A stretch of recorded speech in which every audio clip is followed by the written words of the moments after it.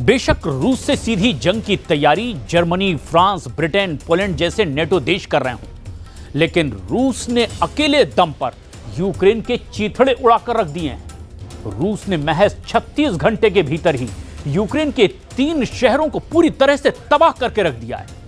वहीं पश्चिमी मीडिया में यह कयास लगाए जा रहे हैं कि अगर नेटो किसी तरह से पुतिन को ही रास्ते से हटा दें तो यूक्रेन युद्ध ना सिर्फ रुक जाएगा बल्कि रूस भी बुरी तरह से तबाह हो जाएगा।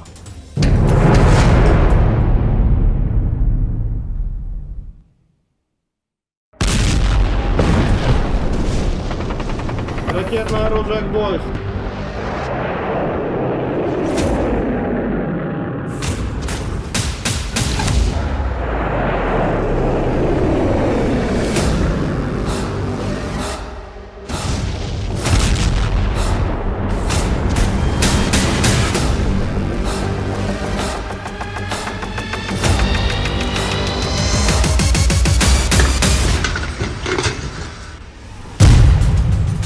सितंबर का सबसे बड़ा हमला, जला डाला यूक्रेन का ज़ापोरिज़िया। क्या 43 महीने से चल रहा रूस यूक्रेन युद्ध पुतिन की आखिरी जंग है? पश्चिम और यूरोपीय मीडिया में ये दावे इसीलिए किए जाने लगे हैं कि पुतिन अब किसी भी कीमत पर यूक्रेन और नेटो मोर्चे से पीछे हटने वाले नहीं हैं। भले ही पुतिन को अगले 5 साल तक खूनी जंग ही क्यों ना करनी पड़े। और यही वजह है कि पिछले 36 घंटों में ही रूस ने यूक्रेन के कम से कम 12 शहरों को जलाकर पूरी तरह भस्म कर दिया है। महज 12 घंटे पहले ही यूक्रेन के सुमोय, निप्रो, ज़ापोरिज़िया पर रूस ने मिसाइलों और आत्मघाती ड्रोन की बारिश कर दी। सितंबर के महीने में अब तक रूसी सेना यूक्रेन पर 4000 से ज्यादा हवाई हमले कर चुका है। ये दावा खुद राष्ट्रपति ज़ेलेंस्की की तरफ से किया गया। हैरानी की बात तो ये है कि रूस ने पोलैंड, एस्टोनिया और रोमानिया के खिलाफ भी जंगी मोर्चा खोल दिया है। ये तीनों नेटो देश हैं और अब तक इन तीनों नेटो देशों ने नेटो के अनुच्छेद 4 का 2 बार इस्तेमाल किया है। पोलैंड में जहां रूस के 21 आत्मघाती ड्रोन घुस गए, तो वहीं एस्टोनिया के एयर स्पेस में रूस के 3 मिग-31 जेट ने कोहराम मचाकर रख दिया। हैरानी की बात तो ये है कि रोमानिया में भी रूसी ड्रोन और जेट ने नेटो को खुला चैलेंज दिया। यहां पर गौर करने वाली बात तो ये है कि अब अमेरिकी राष्ट्रपति ट्रंप भी पुतिन के सामने नतमस्तक नजर आने लगे हैं। ट्रंप ने हाथ खड़े कर दिए हैं। ऐसा लग रहा है कि या तो रूस के सामने यूक्रेन सरेंडर कर देगा या फिर नेटो रूस से युद्ध करके हार जीत का फैसला कर लेगा। लेकिन दिक्कत यह है कि रूस ने नेटो से शुरुआती युद्ध में ही परमाणु हथियारों को जंग के मैदान में उतार दिया है। तो चलिए देखते हैं यूक्रेन से लेकर यूरोप तक पुतिन का रूस कैसे कोहराम मचा रहा है। 12 घंटे में यूक्रेन के 3 शहर भस्म।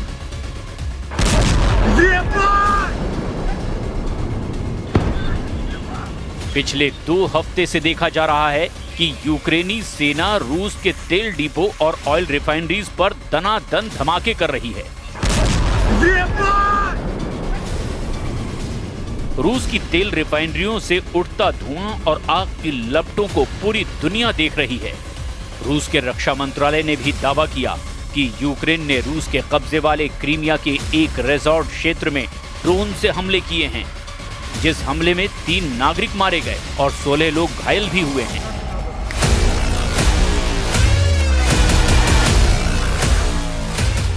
तो इधर ज़ेलेंस्की भी डंके की चोट पर रूस को जबरदस्त नुकसान पहुंचाने का लगातार दावा कर रहे हैं। नेटो के कमांडर भी रूस पर यूक्रेन के हमलों को लेकर बड़े बड़े दावे करने में जुटे हुए हैं। लेकिन पिछले 36 घंटे में ही रूसी सेना ने यूक्रेन के शहरों को जलाना शुरू कर दिया है। पुतिन के तूफानी हमले से ज़ेलेंस्की की चीखें निकलने लगी हैं। जरा देखिए यूक्रेन के निप्रो, सुमे और ज़ापोरिज़िया का रूस हमलों में आखिर हाल क्या हो गया है। निप्रो में रूस के हवाई हमलों से कोहराम मचा हुआ है। यूक्रेनी सेना का दावा है कि निप्रो पर कई क्रूज मिसाइलों से हमले किए गए हैं।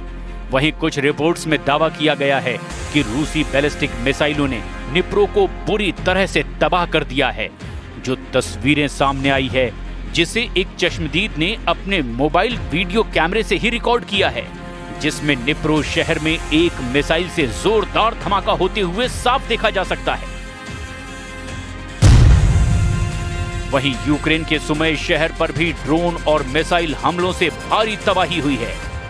सुमे पर पिछले 4 महीने में रूस के हवाई हमले तेज हो गए हैं। हैरानी की बात तो यह है कि नेटो के एयर डिफेंस सिस्टम भी अब सुमे में फेल साबित हो रहे हैं।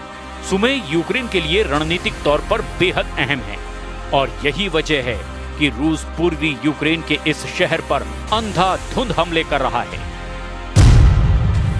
वहीं रूसी सेना ने यूक्रेन के ज़ापोरिज़िया शहर पर इतने बड़े घातक हमले किए हैं कि यूक्रेन की हालत खराब हो गई है। रूसी सैनिकों ने 100 से ज्यादा ड्रोन और लगभग 150 ग्लाइड बम ज़ापोरिज़िया शहर पर दाग दिए हैं। राष्ट्रपति व्लादिमीर ज़ेलेंस्की ने दावा किया कि रूस ने सितंबर का सबसे भीषण हमला कर दिया है।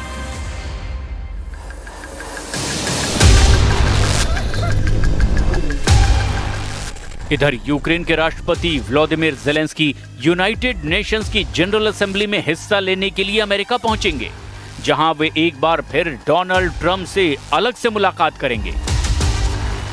दोनों नेताओं की मुलाकात तब हो रही है जब पुतिन ने हफ्ते भर में यूक्रेन में धड़ाधड़ बम गोले दागे हैं। ज़ेलेंस्की के दौरे से हफ्ते भर पहले ही रूस ने यूक्रेन को बारूद से पाट दिया है। पिछले 7 दिनों की ही बात करें तो रूस के 1150 ड्रोन, एरियल बम और करीब 40 मिसाइलें यूक्रेन के अलग अलग हिस्सों में तबाही मचा चुकी हैं। इनमें से एक हमले में रूस ने रात भर में ही यूक्रेन पर 580 ड्रोन और 40 मिसाइलें दाग दी, जो रूस के कुछ सबसे बड़े हमलों में से एक हैं।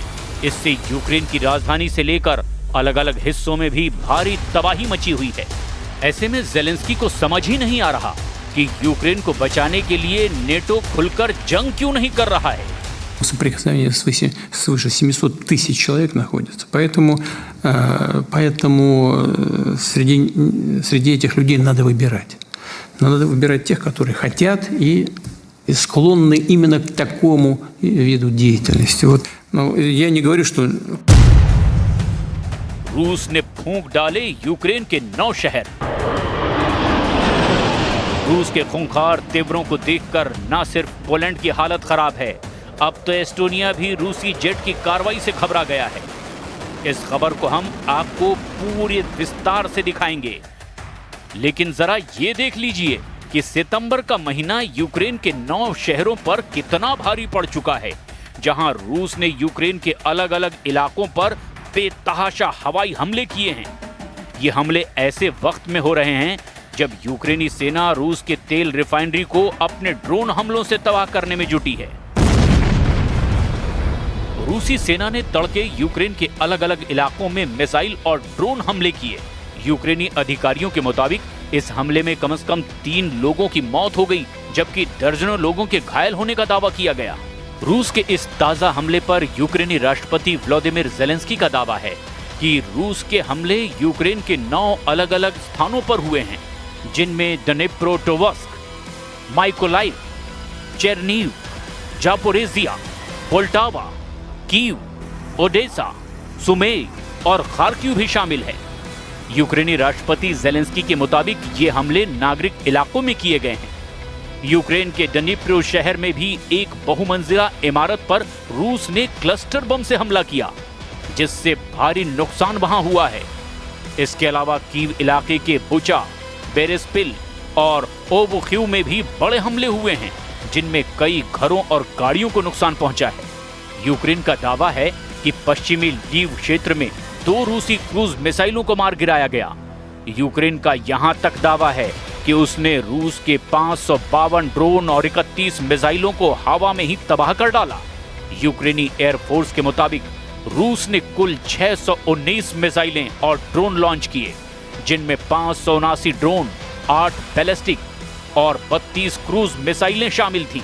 यूक्रेन ने इनमें से 552 ड्रोन, 2 बैलिस्टिक और 29 क्रूज मिसाइलों को नष्ट कर दिया। इसके साथ ही यूक्रेनी वायुसेना ने बताया कि इस दौरान पश्चिमी देशों से मिले F-16 लड़ाकू विमानों ने रूसी क्रूज मिसाइलों को रोकने में अहम भूमिका निभाई और ये साबित किया कि पश्चिमी हथियार युद्ध में जबरदस्त कारगर साबित हो रहे हैं। В Северске, на Александро-Калиновском направлении бои идут в непосредственной близости от Константиновки. Наши подразделения вошли в Плещеевку, рядом с Константиновкой. Продолжается уничтожение противника, заблокированного южнее Клебанбыкского водохранилища. सितंबर में रूस का 3 फ्रंट वॉर। रूस यूक्रेन जंग में अभी तक रूस ही बाजी मारता नजर आ रहा है। पोलैंड रूस का दूसरा ऐसा टारगेट है जिसे लेकर नेटो हाई अलर्ट पर है। नेटो देश फ्रांस, ब्रिटेन और जर्मनी हर हाल में रूस को तबाह करना चाहते हैं। ये है कि रूस की कमजोर नब्ज नेटो को मिल ही नहीं पा रही है और रूस की सैन्य ताकत पर 3.5 साल से ज्यादा की जंग में कोई असर भी नहीं पड़ा है। सबसे ज्यादा चैलेंज नेटो देश एस्टोनिया को रूस से मिला है और उसके इलाके में रूस के MiG-31 विमानों ने घुस करके नेटो की नींद उड़ा दी है। जरा रूस के 3 फ्रंट वॉर को इस एनिमेशन से समझिए।